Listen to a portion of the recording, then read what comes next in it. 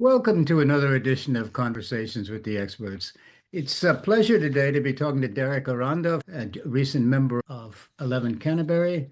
Derek had a wonderful career at Shell in Houston and, in fact, all over the world, where he is most recently global supply chain head and general manager of global supply chain and business development for Shell. In that position, he worked with multinational and multicultural teams all over the world in a really interesting area of supply chain. He's also got an interesting background with an undergraduate degree in biology and an MBA. So we're gonna talk about supply chain today, Derek. I remember it kind of shows how old I am. When I started, you had time to do things when, as the demands changed. Things slowed down a little bit in Germany, and a couple of weeks later it gets to headquarters, and then you think about whether you're going to readjust your ordering, and after a few things sort of slow down. And then there was a relentless push on efficiency and linking the way things were built, and everything is built in different places. Then it evolved to, somebody says, well, maybe we should order a few fewer machines in Germany. And within 40 seconds, an assembly line schedule is changed in Shanghai, right? Few less chips are made in Taiwan, right? And half an hour later, some guy in Australia who's mining rare earth elements finds himself out of a job. So it's kind of a change in situation, which was kind of a huge focus on making things incredibly efficient. I assume that's not the way things are, not the way things are now. So things have changed rather dramatically, I assume. So what's changed, Derek? Well, first, Dan, thank you for having me. It's an honor to join you on this session and really be part of the 11 Canterbury team going forward. It's funny, some things change, some things do stay the same, right? And I think it's always important when we think about supply chain to reflect on, well, what's the point of a supply chain, right? Ultimately, it's about making sure that customers get the products they want into their hands, right? I think that has not changed. And so when we think about a supply chain, we really fundamentally are looking at, how do we get the information we need about our customers? How do we get the information we need from our suppliers? How do we get the information we need across our own internal activity? So that's, how do we plan effectively around that? How do we source the materials? How do we get the labor? How do we get the raw materials you're talking about, the chips, et cetera, that we need into our factories? How do we make the products that we need to get to our customers? And ultimately, how do we get it to their hands, right? How do we deliver that into them? And I think whether that's today, yesterday, or tomorrow, that fundamentally doesn't change. But you're right, there's a lot that has changed. And I think really the world has become a lot more interconnected. And I think that's the biggest transformation over the past several decades. And the classic acronym of VUCA, right? The world has gotten more volatile, uncertain, complex, and ambiguous. And I think that's the world that supply chains have to be able to adjust with. And the good news is, as we've looked over the past 5, 10 years and looking ahead, technology has really accelerated in a way that actually allows us to better wrap our arms around that. And unfortunately, that adds another degree of complexity that we have to manage through, but it also offers a potential solution. I think that for me is what's really exciting as we look ahead on supply chain, the ability for us to really fine tune our operations, integrate upstream with our suppliers, downstream with our customers, and really get products into people's hands much more efficiently. It sounds like there's a lot more. You talk about getting things that the customers want. You talk about Indeed. cooperation with Yeah. with the suppliers. You've talked about the world being a kind of a smaller place. It seems that there's also lots more things that can go kind of awry that you Indeed. have to keep track of. And it sounds to me like there's a big emphasis now in this area also on risk management. We look at what COVID did.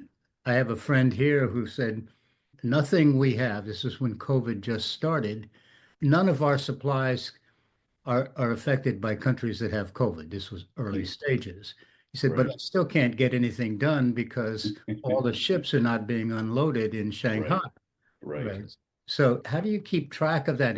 Are there tools you can do to mitigate? It seems like it is a risk management. It very much is, right? Because I think ultimately, again, if we go back to that foundational element of how do we get that product into the hands of our customers, COVID was a great example of a situation that really elevated in a lot of people's minds why supply chain and how supply chain is critically important in the business context. The stories you heard about, you think of a lot of supply chains had products that were being loaded in Shanghai, shipped over to the West Coast of the US, right? And then is how we got the gifts that we need, the gifts we needed for Christmas.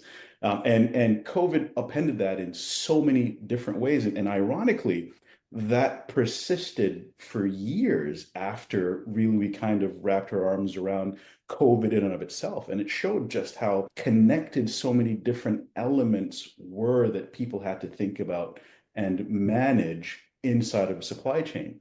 And ultimately, I mean, we don't have enough time to dive into a lot of the details. But ultimately, what is really important in a supply chain is that you have visibility to what is happening, right? And that's the good news is there are a lot of tools that are being developed today that allow us to see what's going on upstream in our suppliers. So not just the supplier that's loading the product and that port in Shanghai, but that supplier's supplier. And then you go down into their supply chains to really understand, well, where are the risks that we see? A classic example that we've seen, we produce some products here in the US, in Europe, and in Asia that we thought we were diversified against, right? But if I use the winter freeze that we had here in the Gulf Coast back in 2021, we realized that there was one precursor molecule that was being sourced only out of the Gulf Coast. And so we saw that ripple here in the US, in Europe, in Asia, in ways that we thought we were getting those from three discrete sources, but turned out there was one precursor molecule that was coming out of here. So how do we get visibility into our supply chain to understand where are those sort of single points of failure that we need to deal with? And there are tools that help us do that.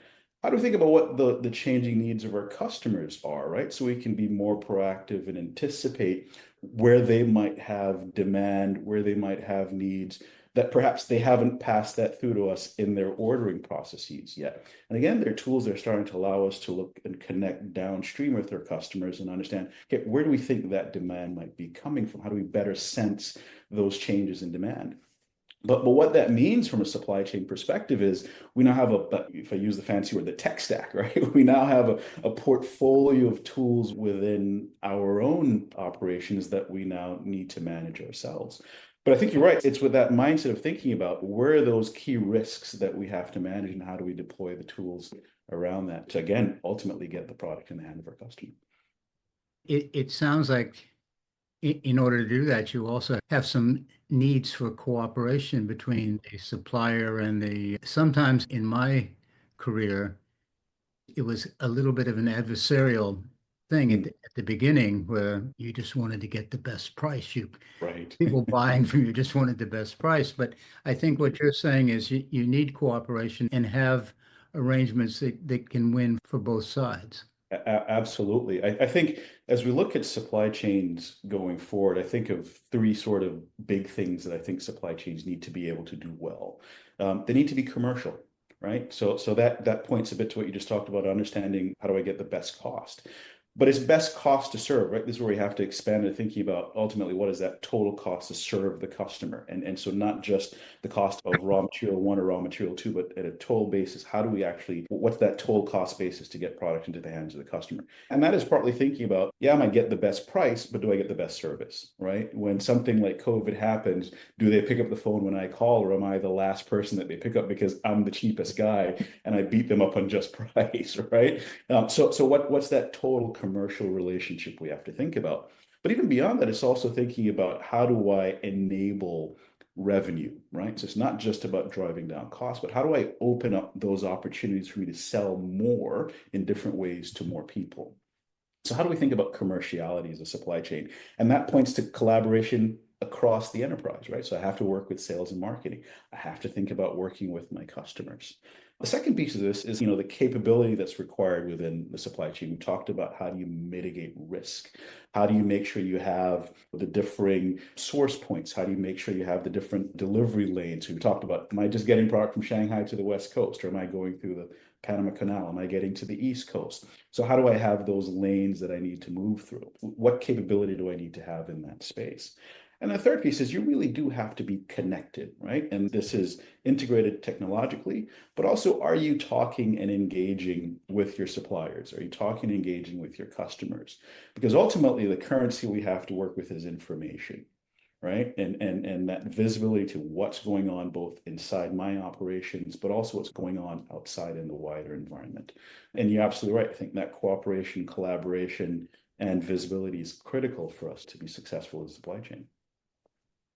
Thank you very much, Derek. It's really fun listening to somebody who knows what they're talking about and really cares about the topic. I'm sure we'll have more discussions on this. Thank you for making the time to share your knowledge. Dan, thank you. And I look forward to further conversations as well.